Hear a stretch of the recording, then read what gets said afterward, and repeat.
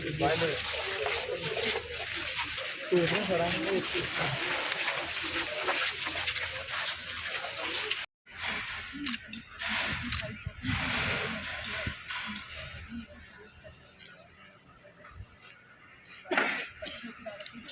ప్రమాదం సంభవించింది.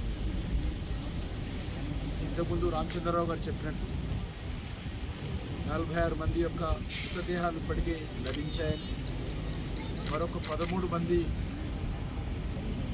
మరి ఆచూకీ దొరకడం లేదని, మిగిలిన వాళ్ళు హాస్పిటల్లో ట్రీట్మెంట్ పొందుతున్నారని, మరి దీనిపైన రాష్ట్ర ప్రభుత్వ అధికారులు సమగ్రమైనటువంటి దర్యాప్తు చేస్తున్నామని చెప్పడం జరిగింది. ఈ రకంగా బాయిలర్ బేస్ గతంలో మీకు అందరికీ తెలుసు, గత నెల చార్మినార్ దగ్గర కూడా ఇదే విధంగా ఏసీ ఎయిర్ కండిషనర్ బ్లాస్ట్ అయి షార్ట్ సర్క్యూట్ ఏర్పడి 17 మంది చనిపోవడం జరిగింది. చేయాల్సినటువంటి సమయం కాదు, రాజకీయాలు మాట్లాడాల్సినటువంటి సమయం కూడా కాదు. కాబట్టి నేను అధికారులను ప్రభుత్వాన్ని కోరేది ఒకటి, ఈ రకంగా ప్రమాదాలు జరగడానికి అవకాశం ఉన్నటువంటి అన్ని కంపెనీలు ప్రత్యేకంగా ఉన్నతాధికారుల బృందాలు ఏర్పాటు చేసి పూర్తిగా అన్ని ఫ్యాక్టరీలు తనిఖీ చేయాల్సినటువంటి అవసరం.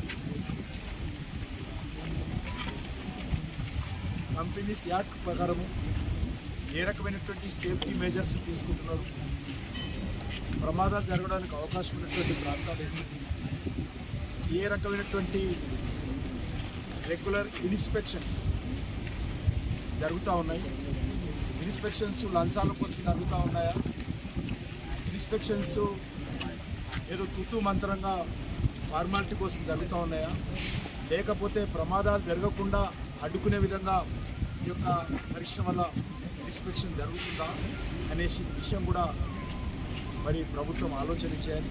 ఘటనలు ఎక్కడ పునరావృతం కాకుండా ప్రమాదాలు జరిగేటువంటి అన్ని కంపెనీలపైన కూడా కఠినంగా వ్యవహరించి కావలసినటువంటి మెజర్స్, ప్రమాదాలు జరగకుండా తీసుకోవాల్సినటువంటి చర్యలన్నిటిపైన కూడా ప్రభుత్వం దృష్టి పెట్టి మరి ఆలోచన చేయాల్సిందిగా నేను ప్రభుత్వాన్ని కోరుతా ఉన్నాను. ముఖ్యంగా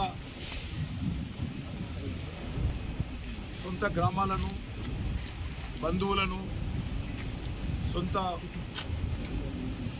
ప్రాంతాన్ని వదిలి ఇక్కడికి వచ్చి ఉద్యోగం చేసుకుంటున్నటువంటి వాళ్ళందరూ కూడా ఈ రకంగా మరి 46 మంది చనిపోవడం అనేది ఉన్నదో చాలా దురదృష్టకరమైనటువంటి సంఘటన. ఎవరి మనిషి అయినా సరే, అది ధనవంతుల బిడ్డ కానీ పేదవాడి బిడ్డ కానీ, ప్రాణం అందరికీ ఒకటే. కాబట్టి పేదవాడైన ఎంత మాత్రాన వారి ప్రాణానికి తక్కువ అంచనా వేయకుండా వాళ్ళకి అన్ని రకాలుగా కుటుంబాలను ఆదుకోవడం కోసం చర్యలు తీసుకోవాల్సినటువంటి అవసరం ఉంది. మేనేజ్మెంట్ గురించి ఇప్పుడు కూడా నేను తెలుసుకున్నాను. వాళ్ళకి ఇది కాకుండా మరొక 3 కంపెనీలు ఉన్నాయి. ఆ యొక్క మేనేజ్మెంట్ హైదరాబాద్ బేస్కి సంబంధించినటువంటి వాళ్ళే. కాబట్టి వాళ్ళు కూడా కొంత పెద్ద మనసుతో ఈ యొక్క కార్మికుల యొక్క మృతి చెందినటువంటి కార్మికుల కుటుంబాలు ఆదుకోవడం కోసం అన్ని రకాల చర్యలు తీసుకోవాల్సిందిగా నేను కోరుతా ఉన్నాను.